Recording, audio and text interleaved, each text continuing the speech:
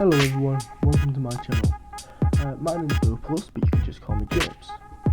This is a new series I'm starting. It's called Roblox Scripting Tutorials. In this series, I'm going to be teaching you how to script and how to use the scripts to do things in game. So, obviously, if you're new to this, you might not know what scripting is. So, scripting is basically what Roblox uses to do stuff.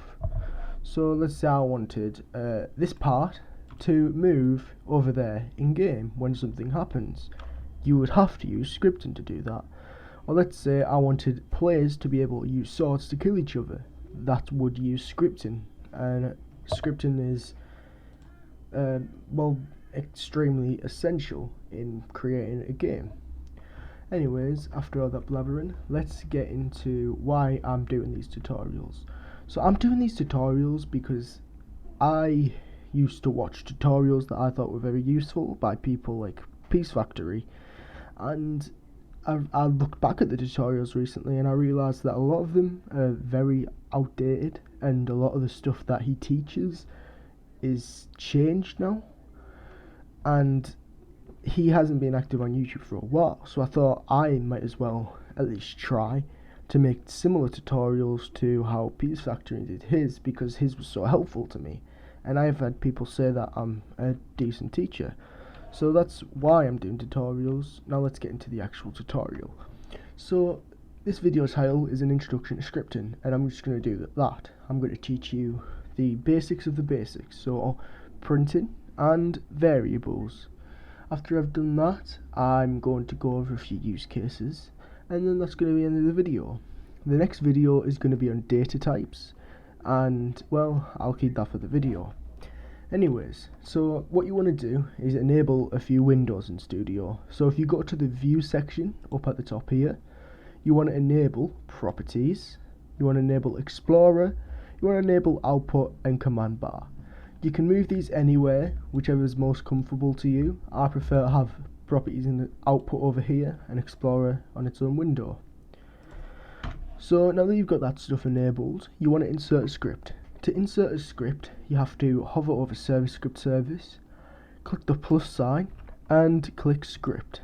You can't see the window that pops up, but when you click the plus sign, a window will pop up and you just want to click Script. So as you see, when the script's created, it starts off with print hello world. Now print is what I'm going to go for first. Print is an inbuilt function which just outputs data into the output window. To use this function, you simply just call print with the parentheses, and whatever's inside that, it prints. It can print data values, so it can print, and if you try to print something like a table, it'll print a weird string, so you've got to do different stuff for printing tables, and of course you might not know what tables are. If you don't know what tables are, stay tuned for the next episode, which I'm going to explain everything like tables, integers and strings and all that.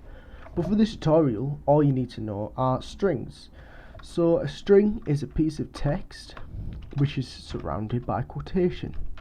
If you try to print the text without quotation, you see it's got that red line, that means it's an error and it won't work. So it needs the quotation marks to work, to be recognized as a string.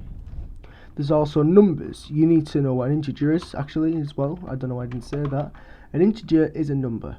So it can be 50, 60, 500, any number you want. There's also floats, but you don't need to worry about those in this video.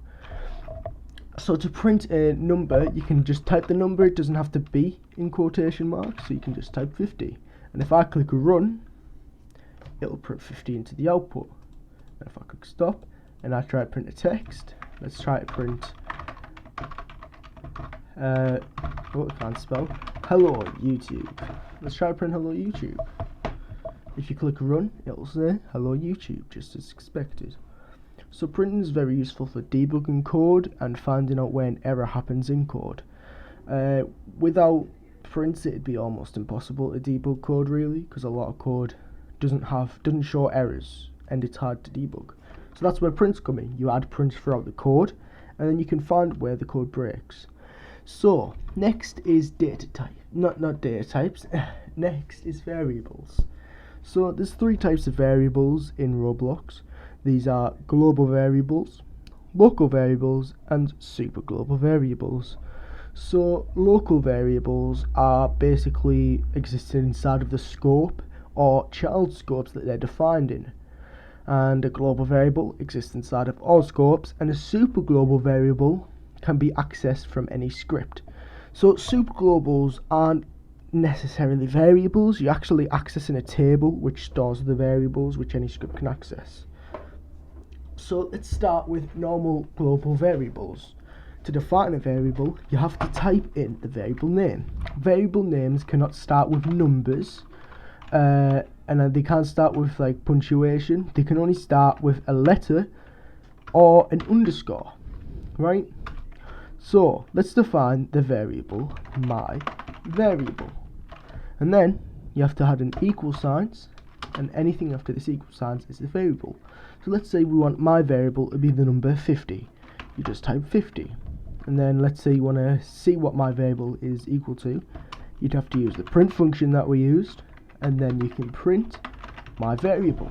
Now you notice how this doesn't have to be in quotation marks because you're printing a variable, you're not printing text. And yeah, if you look, it prints 50. Now let's change my variable to hello world. Now if we do this, it prints hello world. Now you can reassign variables, so you can print that, and then you can do my variable equals 50 and print it again, and it changes. So the variable can be changed. Now scopes. So a scope is basically a block of code. So the main script is called the main scope, and then let's say I have this block of code. This is another scope. So let's say I define the variable hello, which is equal to here. Inside of here, I go local hello equals hello. So if I print hello, it'll print here, not hello, because that's what scope is. The scope, the hello is only existing inside of this block of code. So if I print the variable in this block of code, it will equal hello, but outside the block of code, it will equal higher, and that's because of scopes. It's the simplest I can explain it.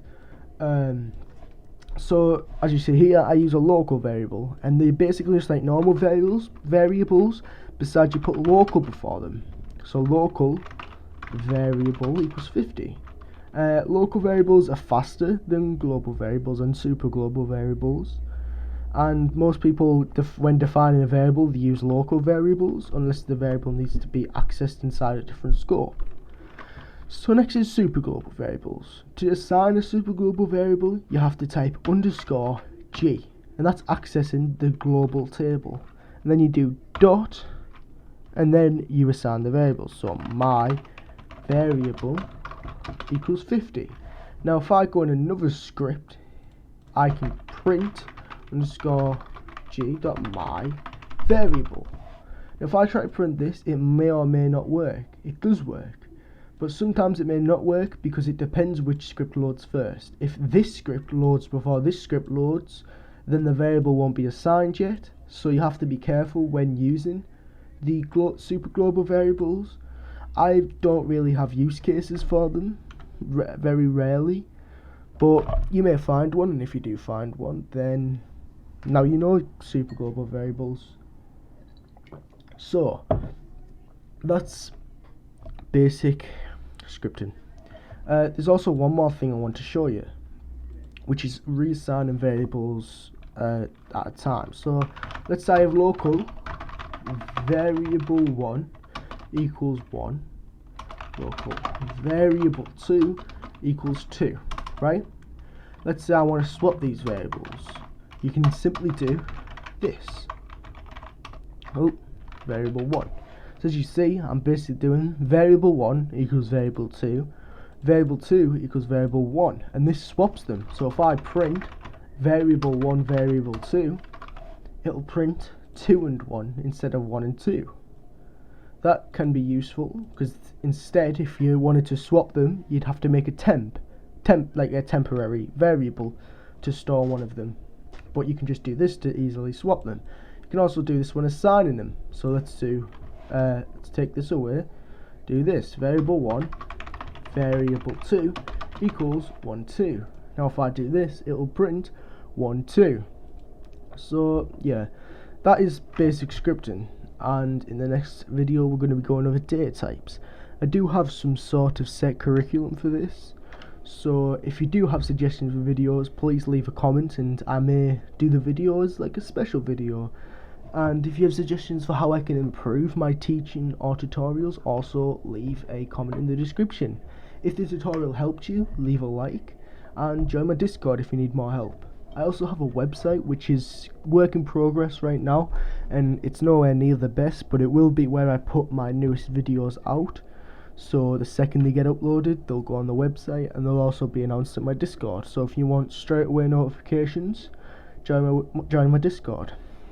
The website will be a bigger part of my channel once I finish it, but at the moment it's a basic prototype, if that makes sense. How long is this video? I've been blabbering on for 11 minutes now. So yeah, this is the end of the video. Hopefully I taught you something in this video, and I'll see you next time.